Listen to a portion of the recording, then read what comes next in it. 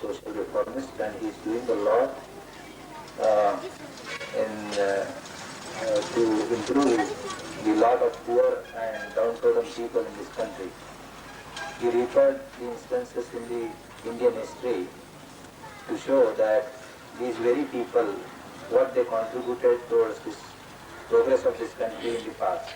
He gave some of the examples in Ramayana and Mahabharata. The story of Eklavya he has told, and thus he has brought forth the point that it is the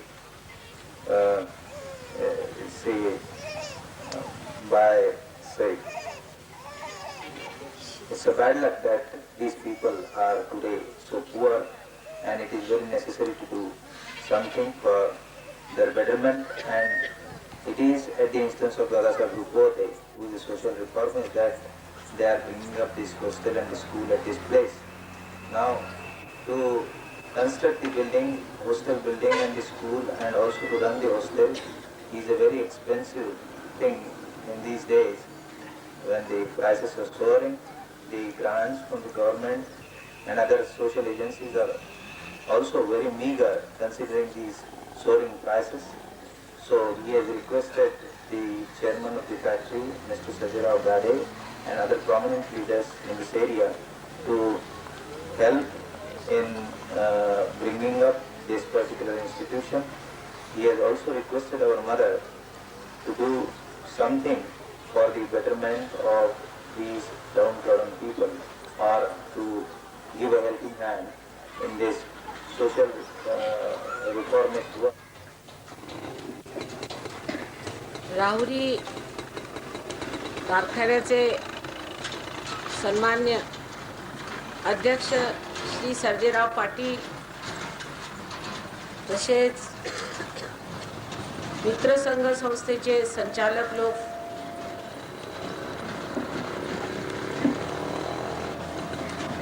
आपण इथे जमलेले सर्व राहुरीकर आणि मागासलेले लोक, म्हणजे तसं म्हणायचं मला बरं नाही वाटत कारण सगळी माझीच मुलं आहेत.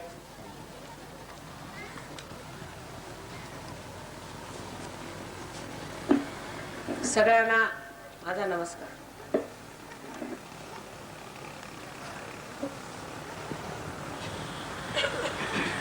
दादासाहेबांची एकदा अचानक भेट झाली आणि मी तेव्हाच ओळखून पाहिलं की हा मनुष्याला खरोखर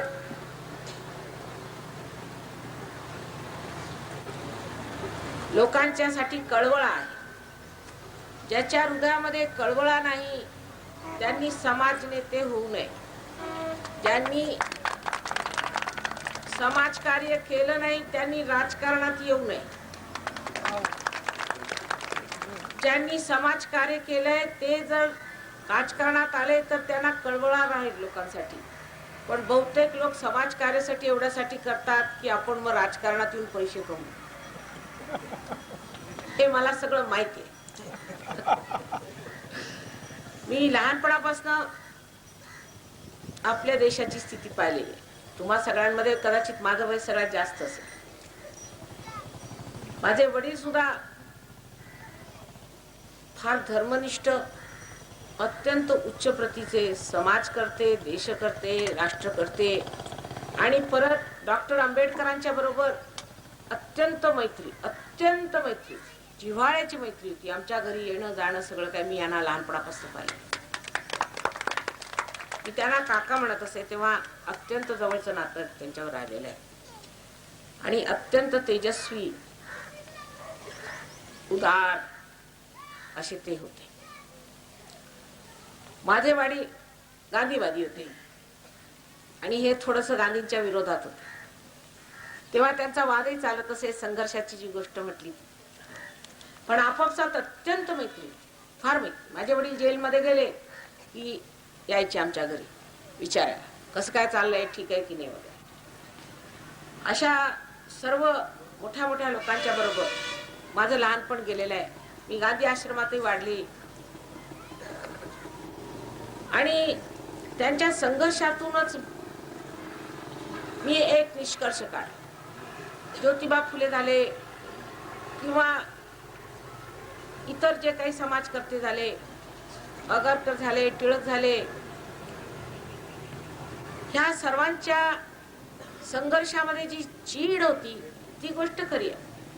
जातीयता ही आपल्या देशातली सर्वात भयंकर कीड आहे, म्हणजे कॅन्सरचा रोग आहे. आपण म्हणू ह्याला की ह्याच्यापेक्षा कोड आलेलं बरं, पण ती ही जातीयतेची कीड आपण काढली पाहिजे. आणि ही जातीयता यायला सुद्धा कारण पोट भरू लोकांचं. आता आपण विचार करा की जातीयता आली की तुम्ही जन्मापासूनच काय महाग झाले आणि जन्मापासूनच तुम्ही हे झाले. हे कसं शक्य आहे? जर तुम्ही असा विचार करा की ज्यांनी गीता लिहिली, कुणी लिहिली? व्यासाने लिहिली गीता. माझं विचारणं हे ज्यांनी जात बनवली त्यांना मी विचारते, व्यास कोण होते? एका कोळिणीचा पुत्र, त्याला बाप नाही, अनाथ, ते व्यास. त्यांनी गीता लिहिली, ती वाचून तुम्ही जातीयवाद कसा वाढवता? काय जाती हा शब्द जो निघाला हा नंतर लोकांनी स्वतःच वर्चस्व स्थापन करण्यासाठी केला. आपल्या देशामध्ये अशा तऱ्हेची जात नव्हती, कर्मानुसार जात. 4 जाती मानल्या जात असत. पहिली जात जो ब्रह्माला शोधतो तो ब्राह्मण. वाल्मिकी कोण होता? परत एक कोळी. आज त्याचं रामायण डोक्यावर घेऊन बसतात आणि जातीयता करतात. म्हणजे मला समजत नाही ह्याचा मेळ कसा बसवायचा ते सांगा तुम्ही. तर हे काहीतरी स्वतःच वर्चस्व करण्यासाठी लोकांनी जन्मापासून जात काढली, पण कर्माप्रमाणे जात होती. पहिल्यांदा जात परमेश्वराने ज्या जाती घातल्या त्या आतल्या होत्या, बाहेरच्या नाही. आता समजा एक झाडाची जात, आंब्याची जात आहे, त्याला आंबा आला पाहिजे. जो मनुष्य ब्रह्मतत्वाला जाणून घेतो, ब्रह्मतत्वात लीन होतो, तोच ब्राह्मण आहे. असे किती ब्राह्मण असतील ते माझ्या समोर या. परवा मी असाच प्रश्न केला, येऊन माझ्या समोर असे करायला आले. म्हटलं हे काय होते, तुम्हाला मोठे ब्राह्मण बनता, हे असं कशाला? तुम्ही ब्रह्माला जाणलाय ना. माताजी तुम्ही शक्ती म्हणून आम्ही हलतोय, हे शेजारचे हलतात. म्हटलं जाऊन विचारा कोण आहे. त्यांनी जाऊन विचारपूस केली, कळलं की ते ठाण्याहून पागलखान्यात ठीक व्हायला आले. म्हटलं तुम्ही ते एकच, काय तुमच्यामध्ये जास्त. म्हणून स्वतःला काहीतरी शिष्ट समजून जर कोणी म्हणेल की मी ब्रह्मतत्वाला प्राप्त झालो आणि मी ब्राह्मण आहे, तर हे अशा सर्टिफिकेटने, सेल्फ सर्टिफिकेटने काय होणार? असे सर्व धर्मामध्ये झाले आणि होते. आणि आता सांगायचं म्हणजे की इव्हन शेड्यूल कास्ट मध्ये आमच्या ओळखीचे गृहस्थ होते, ते चांगले हे होते, जातीचे काय म्हणतात त्याला, म्हणजे मराठा समजा, राजपूत, पण ते स्वतःला शेड्यूल कास्ट म्हणून आले. तर मी म्हटलं असं कसं, तुम्ही शेड्यूल कास्ट कसे झाले? म्हणे आता IAS मध्ये यायचं तर शेड्यूल कास्ट झालं पाहिजे. म्हणजे आता दुसरी जात काढली आमची. तर हे असे संघर्ष चालू, ह्या गोष्टी काही ठीक होणार नाही. दुसरी गोष्ट म्हणजे जात ही आपल्या देशात नव्हती. ज्यांनी ब्रह्मकर्म स्वीकार केलं ते ब्राह्मण, ज्यांनी युद्धामध्ये परमेश्वराला शोधण्याचा प्रयत्न केला ते क्षत्रिय, आणि ज्यांनी पैशामध्ये, म्हणजे आपले जेवढे मारवाडी आहेत ते वैश्य, कारण त्यांनी पैशामध्ये परमेश्वर शोधला. आणि ज्यांनी असा विचार केला की काही काम पडलं तरी हरकत नाही, पैसे कमवायचे, त्यांना शूद्र होईल. आणि अशा लोकांना उगीच, ज्या लोकांना आपल्याला जबरदस्ती करून काहीतरी वाईट म्हणायचं म्हणून त्यांचं नाव मार करून टाकलं, तसं करून टाकलं. जे शेती करतात ते सगळ्यात मोठं कार्य आहे. शेती उपार्जन करणं, शेतीचं कार्य करणं सर्वात उच्च आहे. पण जो IAS चा मनुष्य असला, कलेक्टर, तो उच्च मानला जातो आपल्या देशात. तो तर सरकारी नोकर आहे, त्याला तरी माहितीये का ती नोकराची जात आहे, त्याला आपण कलेक्टर म्हणून नमस्कार करतो.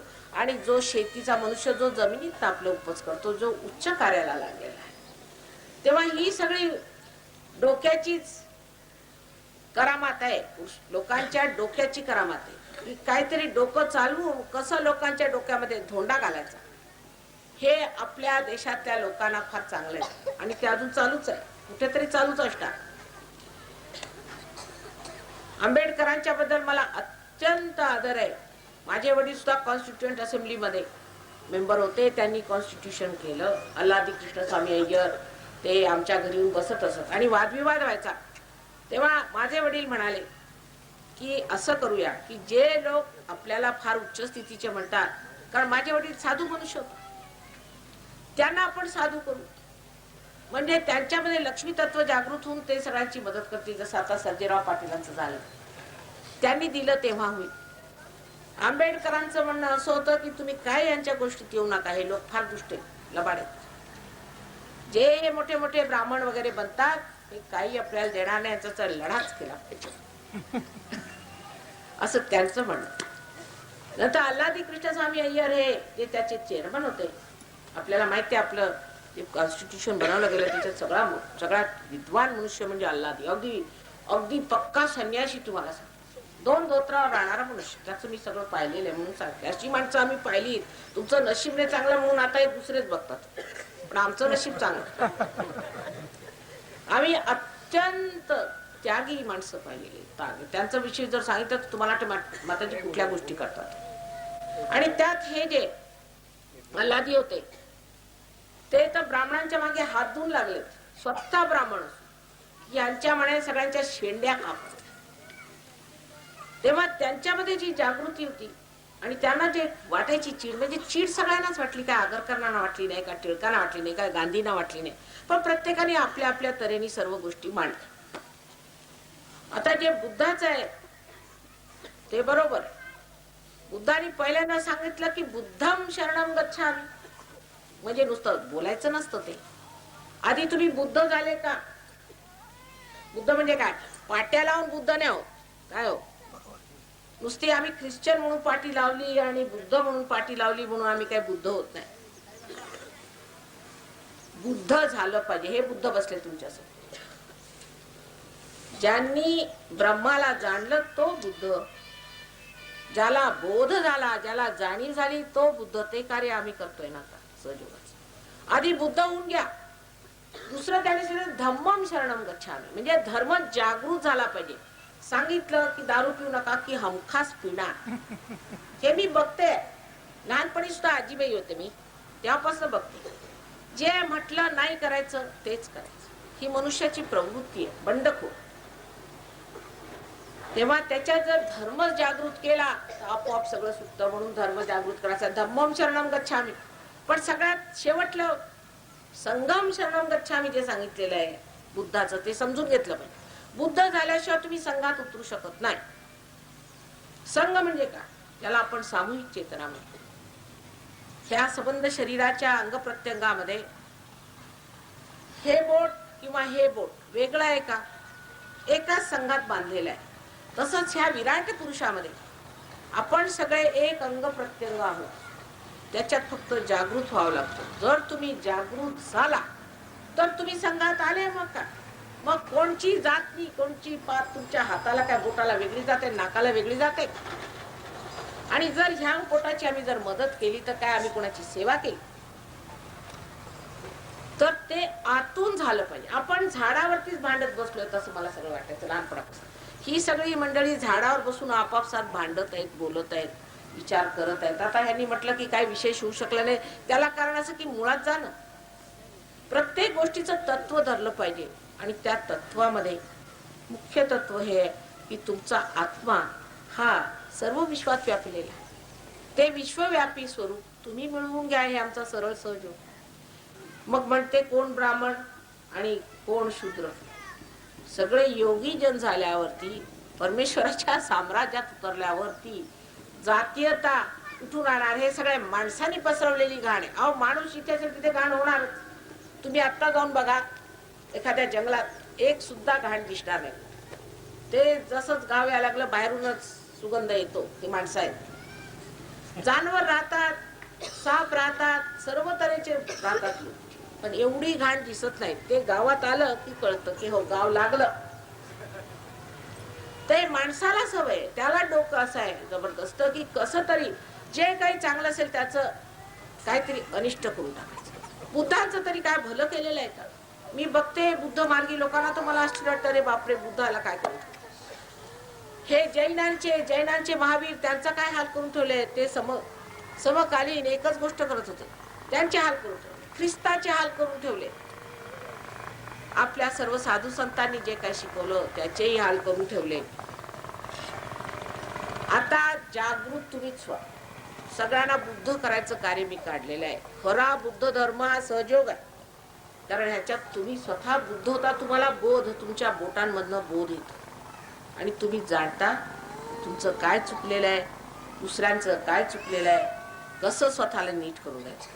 आणि एकदा हा जर तुम्ही बुद्ध धर्म घेतला, जो आतला तुमचा सर्वांचा आहे, सगळ्यांना कुंडलिनी आहे. कुंडलिनीला जातपात काही नाही आहे का? तुमच्या आत्म्याला काही जातपात आहे का? फक्त कुंडलिनी आत्म्याचा संबंध जोडून देणे हे एक कार्य आहे. ते झालं की लक्ष्मीचं तत्व सुद्धा जागृत होतं. आता मी म्हणेन मागासलेल्या लोकांना त्रास काय, त्यांच्या त्रासाचं सुद्धा एक तत्व आहे, ते जाणून घ्या.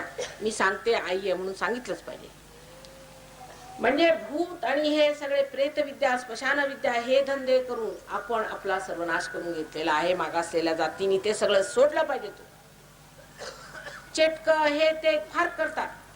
परवा मला एक भेटले होते मागासलेले, त्यांनी मला प्रश्न टाकला, माताजी मग जर परमेश्वर सगळीकडे एकसारखा आहे तर आम्ही अजून एवढे मागासलेले का? अहो, आधी परमेश्वराच्या साम्राज्यात आहे, तुम्ही तर इंद्राबाईच्या साम्राज्यात बसले. हा प्रश्न त्यांना जाऊन विचार. पण जर मला विचाराल तर तुम्ही आधी परमेश्वराच्या साम्राज्यात येऊ, मग पहा कशी दरिद्रता राहते. कारण हे एकदा संकट सुटलं, हे जे चेटकाचा प्रकार जो चालतो आणि हे जे धंदे चालतात आणि त्यात आणखीन ब्राह्मणांची भर, म्हणजे हे सगळे उपटसुंब जाऊन तिथे तुमचं हे आम्ही भलं करतो, 4 अंगठ्या आम्हाला द्या आणि 2 रुपये आम्हाला द्या, हे असेच तिकडे ते पण आहे. हे सगळं जर तुम्ही सोडलं तर गरिबी अशी पळून जाणार. कारण हे जिथे असेल तिथे लक्ष्मी पळते बाहेर. बरं, परत सांगते पुढची गोष्ट, कारण मी सर्व देशात फिरलेली पण आहे पुष्कळ. जातीयता निघून गेली तरी समता येणार, हे लक्षात ठेवा. समता शब्द वेगळा. आता काय आहे की ज्या ठिकाणी जातीयता नाही परदेशात, तिथे काय लोक सुखी आहेत, तिथे काय दुर्दशा आहे ते मला विचारा तुम्ही. इंग्लंडला तर नाही, पण नुसत्या त्या लंडन शहरामध्ये प्रत्येक आठवड्यात 2 मुलं आई वडील मारून टाकतात. आता बोला, जातीयता नाही तिथे. अहो, जेव्हा दुसऱ्यांना नाही मारू शकत मार बनवून, तर आता आपल्याच मुलांना मारायला सुरुवात केली.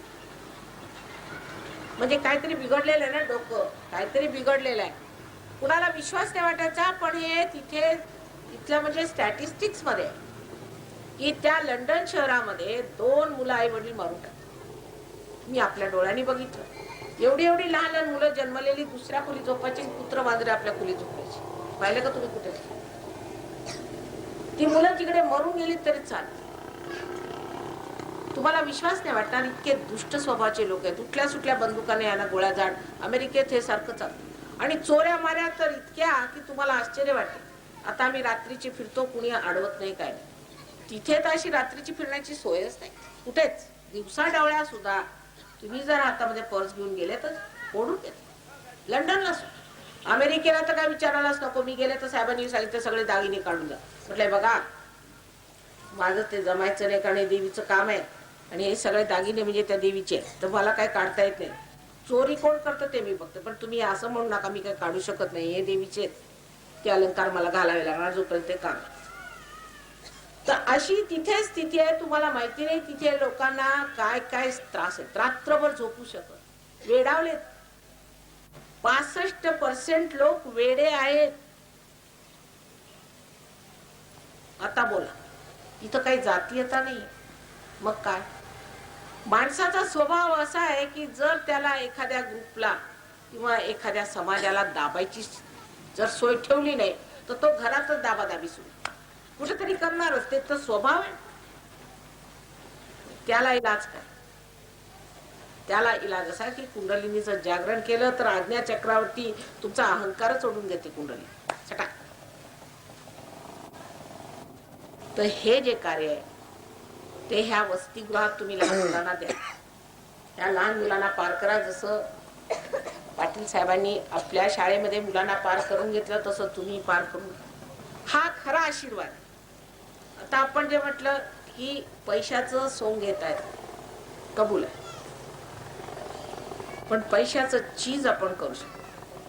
ते चीज करायला शिका. तर एक साधारण आपल्याला गोष्ट सांगते की आमच्या सहयोगामध्ये एक खेड्यातला मनुष्य, आता त्याला मागासलेला कसं म्हणायचं, माझा मुलगाच येतो, आता तुम्ही म्हणा मागासलेला, तर त्यांच्या जाती बनलेल्या तर तुम्ही तरी काय करतो, अशा जातीचा एक मनुष्य आमच्याकडे तसं पाटील येते, फार सभ्य मनुष्य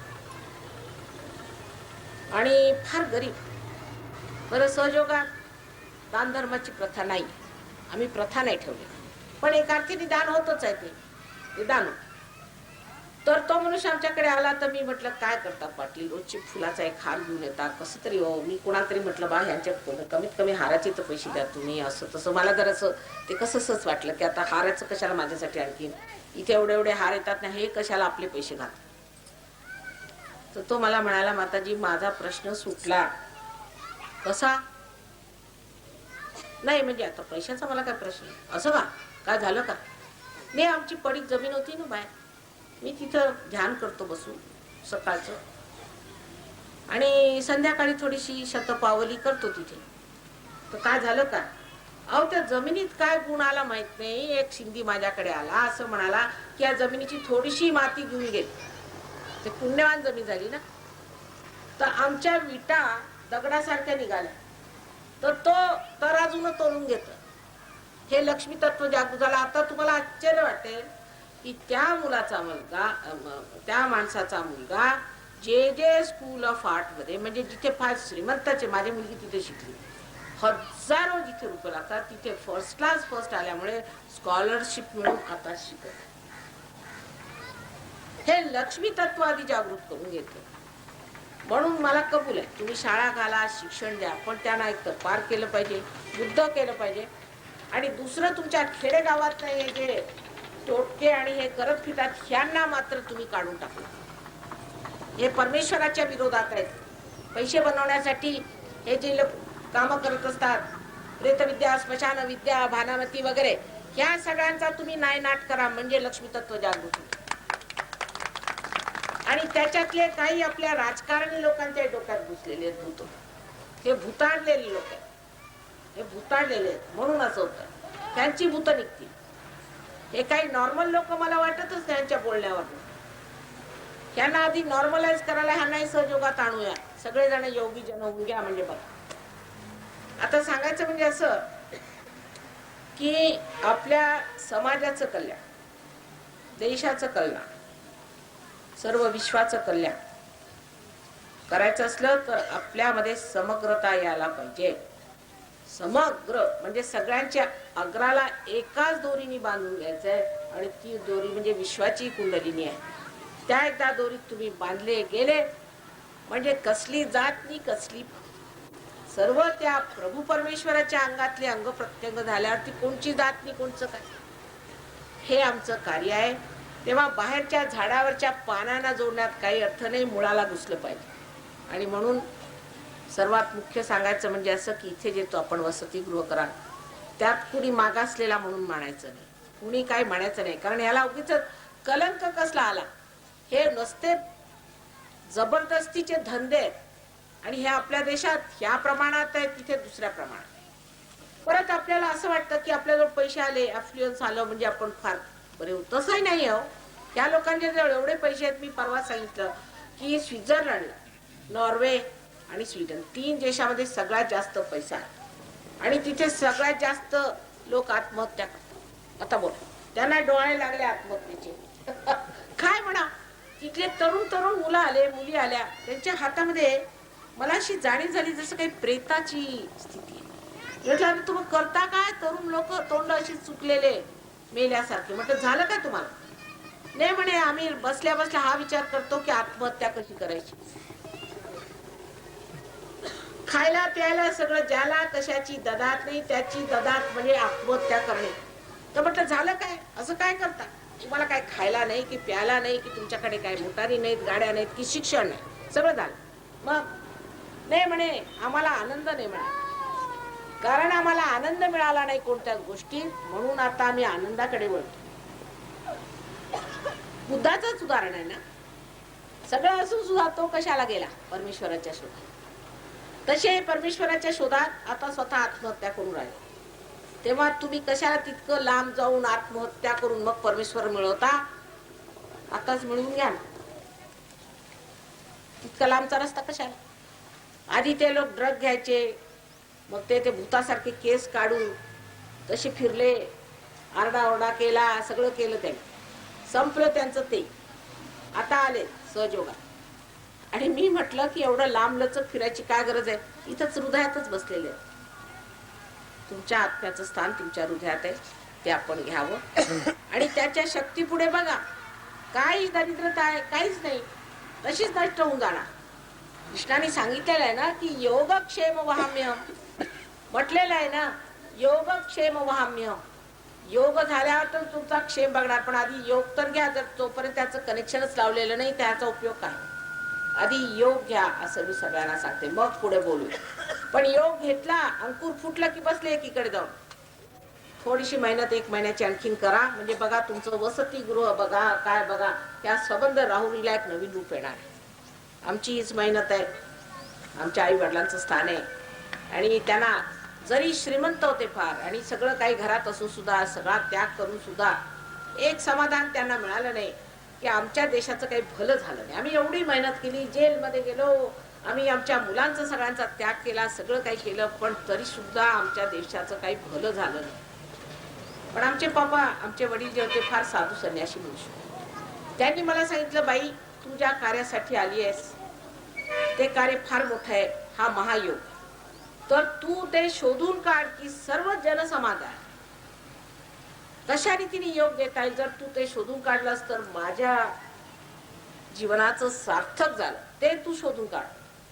त्यांच्या वेळेपर्यंत मी करू शकले नव्हते, पण आई जायच्या आधी तिने विचारलं, झालं का ते? म्हटलं हो झालं, शोधून काढलं. तिने आनंदाने प्राण सोडले. तेव्हा जे आम्ही मोठे मोठे लोक पूर्वी पाहून गेले होते, पाहिले होते, पुष्कळ मोठे लोक झाले, त्यांच्यापेक्षा तुम्ही मोठे होऊ शकता. फक्त आपल्या आत्म्याला जागृत करून घ्या. ते अगदी सोपं काम आहे. त्याला पैसे लागत नाही, बिल्डिंगा लागत नाही.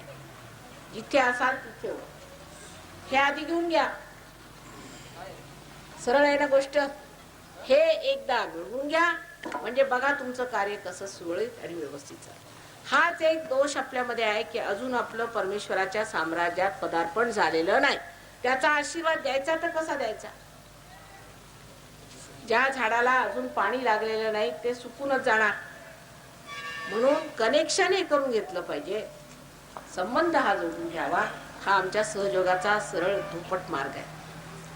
बाकी ह्या मुलांना सुद्धा फार उदारता आहे, बाहेरून आलेल्या लोकांना फार उदारता आहे. आणि आधीच आम्ही आता गेलो होतो पुंडांच्या तिथे काहीतरी व्यवस्था झाली मुलांची शाळेची वगैरे, तर मला म्हणतात, माताजी आम्ही एकेका मुलाला आमचा वारसा करतो. ते करतील म्हणा, पण त्यांनी काही मोठं धोरण नाहीये माझं. होईल म्हणजे पैसे मिळतील, शिकले, अहो शिकलेले कितीतरी गाढव मी पाहिले. शिकून काही शहाणपण येत नाही माणसाला, आधी महागाढव असतात. आणि हे राजकारणी काही शिकलेले नाहीत का? त्याच्यात हृदयच नाहीये. हृदयच नाहीये की बघायला की अहो आपला शेजारचा हा मनुष्य मरतोय आणि तुम्ही काय गमजा करता आणि पैसे काय खाता. ते हृदय जागृत व्हायला पाहिजे. आणि त्याच्यासाठी म्हणून आमचा सहयोगाचा कार्यक्रम चाललेला आहे. आम्ही जे काही होईल ते संबंध सगळ्यांच्यासाठी करतोय आणि ते करणार आहोत. जे काही आपल्याला त्रास असतील काय असतील नुसतं सांगायची उशीर. पुष्कळांचे इलाज होतात, नुसतं ऐकून सुद्धा होऊ शकतात. परमेश्वराच्या साम्राज्यात मात्र आपण या, नाही तर आमचा हात नाही चालत. आमचा हात परमेश्वराच्या साम्राज्यात आल्यावर चालेल. तो आशीर्वाद तुम्ही घ्या की परमेश्वराच्या साम्राज्यात येऊन बसा असं नाव आणि मिळवा स्वतःच. तुझं आहे तुझं पाशी ते घ्या. मग कोण रांजले आणि कोण गांजले. अहो दिवा लावल्यावरती दिव्याला प्रकाश देतो स्वतः. तो दिवा लावण्याचीच वेळ आहे, तोपर्यंत आपण मागतो की तेल घालायला, दिवा ठीक करा, त्याची वात ठीक करा, आणखीन प्रकाश. आता काही नका करा. तुम्हाला तुमचा दिवा मी ठीकही करते आणि तो तेवूनही घेतो आणि तो तुम्ही तेवत ठेवायचा, बस. तुम्ही देणारे होणार. एवढं मात्र करून घ्या, जे खरं आहे तत्व ते एकदा मिळवा. हे फार जरुरी. बाकी सगळे मिळवलेले तुम्ही पाहिले ना, काय त्यांनी दिवे लावले तेही कळलेलं आहे. तेव्हा आता तुम्हाला खरोखर जर दिवे लावायचे आहेत तर जे अस्सल आहे ते मिळवलं पाहिजे, नकलावरती राहू नका. अशी एक अत्यंत प्रांजळ विनंती मी तुम्हाला करते. मी आई आहे. जर काही तुम्हाला बोलले असेल तर आईचं वाईट नाही वाटून घेतलं. ती तुमच्या हितासाठी झटते. तुमच्या हितापलीकडे मला काहीही नको. जे काही आहे माझ्यामध्ये ते सगळं तुम्हाला द्यायलाच मी आलेले, ते घेऊन टाका म्हणजे मी मोकळी हो. सर्वांनी मला इथे बोलवलं, भूमिपूजन केलं. आम्हा सर्वांच्या तर्फे तुम्ही जे मागाल ते आम्ही द्यायला तयार आहोत. मला त्याचं काही समजत नाही विशेष, तेव्हा ते आपण मला कळवावं. म्हणजे आमचं काय आहे की जागतिक एक ऑर्गनायझेशन असल्यामुळे त्यांचं काय व्यवस्था आहेत काय वगैरे त्यांच्या थ्रू सगळं काही होतं. मला पैशाचं एक अक्षर कळत नाही. तेव्हा त्यांचं काय असेल ते तुम्ही घेऊन कळवा. काय तुमच्या गरजा असतील ते आम्ही तिथं मग काय पाठवायचं करायचं ते करू. पण त्याचं काही महत्व मला नाही. माझं महत्व आहे तुमच्यातले किती लोक जागृत होतात, मी किती सहयोगी होतात. तर आता जशी मी आलेली आहे, आशीर्वाद स्वरूप सर्वांनी असा हात करून बसायचं फक्त आरामात. आणि विचार जरा बंद करा. आता तुम्ही असाल राजकारणी, तुम्ही असाल कुठले काही, पण सध्या तुम्ही आईचे मुलं होऊन बसा आणि हे घेऊन घ्या. तुमचं तुमच्याजवळ जे आहे तुमच्या आत्म्याचं तुम्ही घेऊन घ्या. अशा हात करून बसा. त्याला जातपात लागत नाही, काही लागत नाही. तुमच्यामध्येच आत्म्याचं स्थान ते तुम्ही मिळवून घ्या. काय सुमंतराव, नाव तुमचं सुमंत आहे ना? सुमंत कोण होते माहितीये ना तुम्हाला? माहितीये का? रामाचे सचिव होते. फार मोठं नाव घेतलंय तू. काय आईने काहीतरी विचार करूनच नाव ठेवलं असणार. तेव्हा आता तसं काहीतरी करायला पाहिजे. अशा हात करून. अहो त्या रामाने बिल्लिणीचे उष्ट बोरं खाल्ले. मी म्हणते बिल्लिणीचे उष्ट बोरं काय तिच्या हातचं जेवण सुद्धा खाणार नाही ते गाडव. आहे ना गोष्ट खरी? मी आई आहे म्हणून म्हटल्या ना. त्यांनी बिल्लिणीचे बोरं खाऊन दाखवले तरी ज्यांच्या डोक्यात प्रकाश नाही पडला ते कसा प्रकाश पडणार?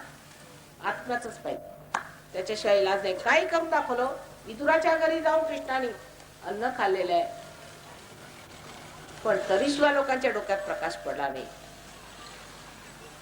वेद एवढा मोठा गीतेचा संबंध ग्रंथ सुद्धा त्यांनी कुणाच्या हातून निवडला तर त्यांना आणखीन कुणी मिळाले ना ते शोधून त्यांनी व्यास काढला. कोळणीच्या रामायण वाल्मिकीकडून लिहून काढलं परमेश्वराने. परमेश्वराचं चुकलेलं नाही, वारंवार धडे देतोय तुम्हाला. पण मनुष्याच्या जातीला अक्कल देणार किती धसके बसले तरी तसेच. म्हणून आता आधी पार होऊन घ्या, तुम्हीच होऊन घ्या आता बुद्ध म्हणजे झालं. मग मला काय बोलायला कळलं का? आता असे हात ठेवा, साधे असे हात करून बसायचं.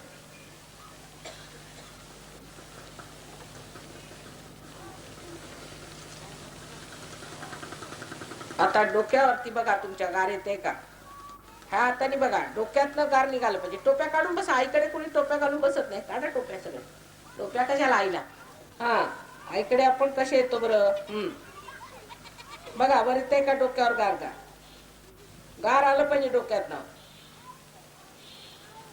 ज्या भूमीवर बसला ती भूमी केवढी पुण्यभूमी आहे ते कळेल तुम्हाला.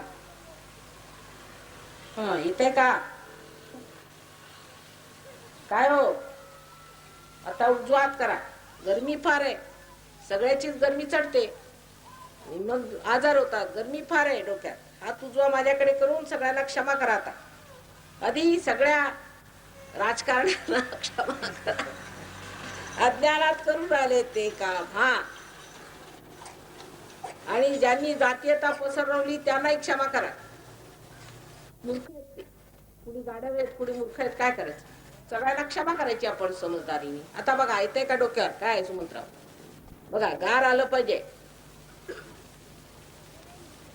हा क्षमा करा. क्षमा डोळे मिटून क्षमा करायची. क्षमा करता येत नाही लोकांना आणि म्हणतात की माताजी क्षमा कशी करायची? अहो पण जर तुम्ही क्षमा नाही केली तर तुम्ही स्वतःला त्रास करून घेता, दुसऱ्याला करत नाही. हा क्षमा करा. मी क्षमा केली म्हणा. मनाने म्हणायचं, पूर्ण मनाने. बघा येते का? तुमच्या डोक्यातनं निघालं पाहिजे.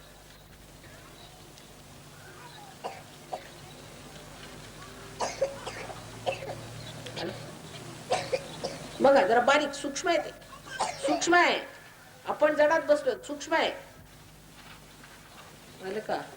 येते बघा सूक्ष्म आहे, हे तुमचं स्वतःच आहे, हे स्वतःच आहे. बघा गार येते का, आता चारीकडे सुद्धा गारवा वाटे. हात असा पसरवला, आता हात असे वर करून बघा आणि विचारा, ही ब्रह्मशक्ती आहे का, परमेश्वराची शक्ती आहे का आई, असं विचारायचं मला. विचारा, ही परमेश्वरी शक्ती आहे का, मनापासून विचारा, याचं उत्तर मी देते. ही आहे, ही शक्ती आहे. बघा हातात येऊन राहिली तुमच्या. हे चारीकडे जे जिवंत कार्य परमेश्वर करतो ते आपण बघत नाही.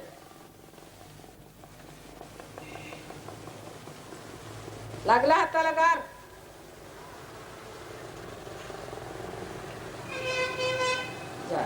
आता बघा शांत वाटत. आता ह्याच्यानंतर बघा प्रचिती हळूहळू. काय झालं आता, बुद्धम शरणं गच्छामी म्हणायचं, नाही तर मंत्राला काय अर्थ नाही, तो जागृत नाही.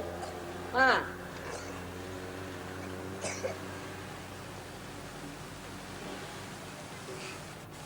आता हे जितक्यांची नावं घेतले सगळे साक्षात्कारी होते, सगळे साक्षात्कारी.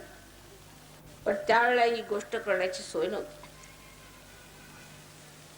येत आहे का आता गार येत, काय आलं, छान वाटतं, शांत.